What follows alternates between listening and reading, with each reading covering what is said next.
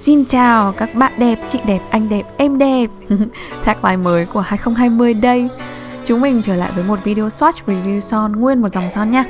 Vì thời gian này cũng cận Valentine nên là mình sẽ kết hợp vừa swatch và vừa thực hiện nhanh một Valentine makeup look. Tóc đang ngả tím nên là tông makeup ngày hôm nay cũng sẽ thiên về tông tím luôn. Tuy nhiên vẫn sẽ không để màu mắt và má quá đậm đâu, vì mục tiêu chính của chúng mình vẫn là nhìn rõ màu son. Hôm nay mình sẽ thử dùng bằng mắt Colourpop BT mới khoe trong video haul trước. Có một số tông ngà tím hồng đất mà mình thấy sẽ có thể phù hợp với look mà mình mong muốn ngày hôm nay. Điểm nhấn là một ô nhũ nén gồm đủ các hạt kích cỡ, hạt nhũ to, nhỏ, vừa đều có cả. Với ô này thì mình sẽ thoa bằng tay để nhũ bám lên rõ hơn.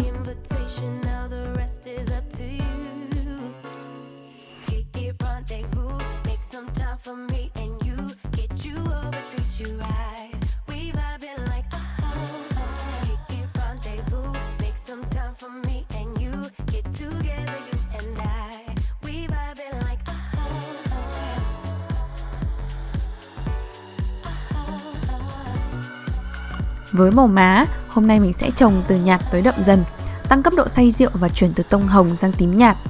Lục tung phòng mới thấy cái má kem của Appeal màu tím này, tìm xong mừng rỡ vô cùng vì nó rất là matchy.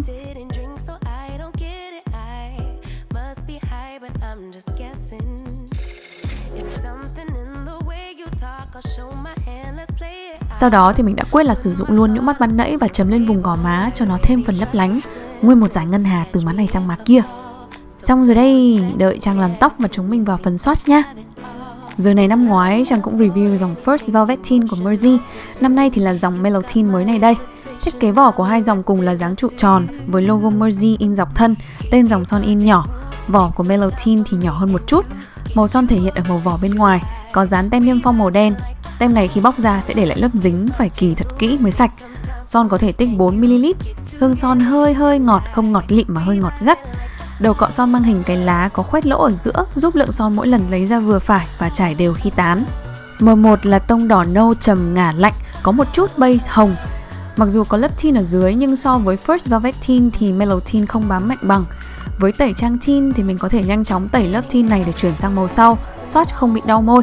Điểm cộng là tất cả lớp tint còn lại có màu đều dễ thương, không có màu nào bị base hồng sen hay là chóe quá. Nên nếu lớp son có trôi đi thì mình vẫn ưng màu tint còn lại ở trên môi. Sau mỗi màu thì mình sẽ lau sạch đi để mọi người quan sát được màu tint cuối là gì nữa nha. M2 mang sắc nâu đỏ gạch, thoạt nhìn qua sẽ thấy khá tương tự với M1, nhưng bạn này tổng thể thì ngả ấm hơn, sắc gạch thể hiện rõ hơn và đậm hơn. Đây cũng hiện là màu mà mình thấy nhiều bạn quan tâm nhất. Chất son làm cho môi căng mọng nhẹ nhàng, dễ chịu, nhẹ môi. Lớp bóng sẽ dần sét lại nhưng mà không khô hoàn toàn. Sau 30 phút bặm môi không thấy trơn nhiều. Khi lớp son chưa sét lại thì sẽ dễ dính răng nếu bạn cử động môi hay là cười nói nhiều. Lúc này nếu các bạn ăn uống liền luôn thì lớp son sẽ trôi đi nhanh hơn. Để khoảng 30 phút sau thì sẽ bám dần nhưng mà không sét lại hoàn toàn như là son kem lì. Môi vẫn có độ mướt căng nhẹ, vẫn sẽ có dây khi môi tiếp xúc bát cốc ống hút thức ăn. Và tùy thuộc ăn nhiều hay ít mà son sẽ trôi đi ít hay nhiều. Với mình thì màu son sẽ giữ màu khoảng 3 tiếng và nhạt dần đi nếu mà mình không ăn. Chất son này sẽ rất thích hợp với bạn nào đang tìm kiểu son mềm, không cần bám quá chặt mà ưu tiên độ mềm môi. Mình sẽ thao tác thoa từng lớp một trên môi để các bạn thấy rõ độ lên màu của son. Nếu chỉ thoa một lớp thì chất son sẽ trông tương đối lì và mờ, càng chồng lên thì màu sẽ đậm dần và thấy cả độ bóng nhẹ. Tông màu MLBB, My Lips But Better nhất trong bảng, dùng hàng ngày nhẹ nhàng không bợt và không quá đậm. M3 mang sắc cam nâu, sắc cam không tươi quá, khá vừa phải để make up nhẹ nhàng thôi thì cũng thấy đủ xinh rồi. Sắc son này sẽ phù hợp với các bạn da ngả ấm một chút nhưng sẽ hơi làm xỉn màu răng. Các bạn có men răng không trắng thì hãy cân nhắc kỹ trước khi mua tông này nha.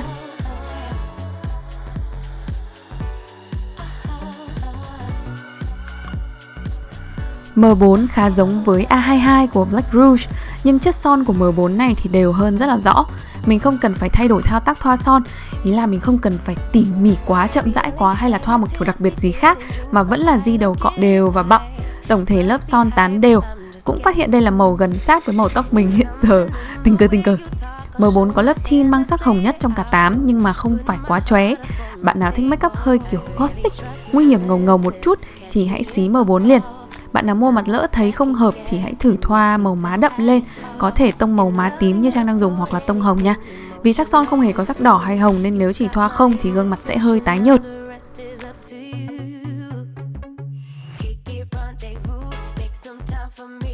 Bốn màu đầu tiên của dòng này M1, M2, M3, M4 đã ra mắt từ tháng 9 năm ngoái và đầu năm nay thì hãng đã cho ra thêm 4 màu từ M5 đến M8. Với 4 màu mới chỉ ra mắt sau một vài tháng, mình có được team Mersey nhắn rằng đây là 4 tông màu dành cho dịp Tết và xuân hè nên sẽ tươi tắn hơn. Với M5 này, Hey Candy, mình đã đặc biệt ấn tượng. Ngay khi thoa lên thì đã kiểu wow. Đây chắc chắn là đúc màu của cây Giorgio Armani 405 Lip Maestro rồi. Từ chất son trên môi cho tới màu son, một màu cam cháy rất nổi bật và xinh xắn. Tô lòng môi sẽ thấy sắc đỏ cam và càng chồng lên thì càng cháy bùng. Nếu bạn nào đang tìm sắc son tương tự cây Armani 405 thì đây là gợi ý từ mình nha.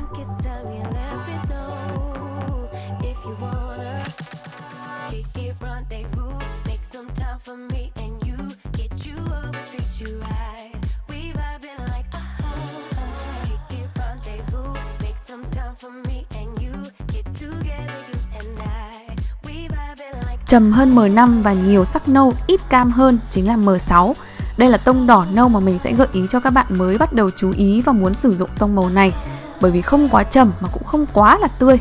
So với M2 thì sắc đỏ của M6 sẽ sáng hơn, làm cho da cũng sáng hơn luôn.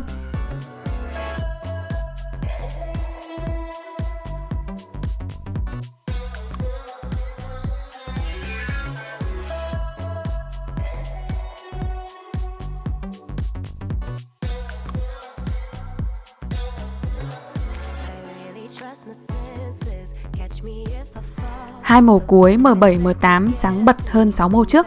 M7 là sắc cam san hô. Thật lòng mà nói thì nếu không phải vì mục đích swatch, mình sẽ không bao giờ dùng tông da này. Rất là sai trên tông da của mình. Đến giờ chắc các bạn cũng quá hiểu rồi đúng không? Thường một thương hiệu phát triển sẽ cố gắng mở rộng thị trường sang nhiều quốc gia, và mỗi nơi thì đặc điểm màu da sở thích sử dụng lại khác nhau.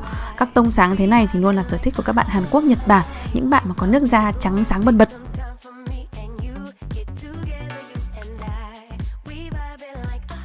Nếu như với dòng First Velvet Teen mình chọn ra 4 màu yêu thích trên 12 màu thì dòng này mình thích 6 trên 8 màu luôn, từ M1 tới M6. Đây cũng là các màu mình nghĩ sẽ phù hợp với tông da ngăm và không quá kén da. Thích nhất thì là M2 và M5. Các bạn da trắng bần bật vẫn có thể diện M7 và M8 rất xinh. Màu hiện đang trendy nhất thì mình thấy là M2, nhưng rất có thể M5 sẽ lên ngôi tiếp đây. Bạn nào phân vân giữa hai dòng của Mersey thì sự khác biệt rõ thấy nhất đấy là về màu son. Bảng son của Mellow Teen thì sẽ là các tông gạch đất khá nhiều. Mình đặc biệt ấn tượng với bảng màu của dòng son này vì có rất nhiều tông son xinh và phù hợp với các bạn ở Việt Nam. Có thể sẽ khó để mọi người chọn ra một màu vì nhiều màu cùng xinh. Với mức giá trung bình dao động khoảng 120.000 đến 170.000, mình khá hài lòng với tổng thể cây son này và thấy sẽ phù hợp với các bạn học sinh, sinh viên. Team Mersey cũng có gửi tặng ưu đãi cho các bạn Shopee của mình. Mọi người có thể check description bên dưới để biết thêm thông tin về ưu đãi bí mật này nha. Tổng kết bằng swatch 2 kiểu để mọi người nhìn kỹ lại đây. Cảm ơn các bạn đã theo dõi video này và Trang sẽ hẹn gặp bạn sớm. Bye bye. Mua.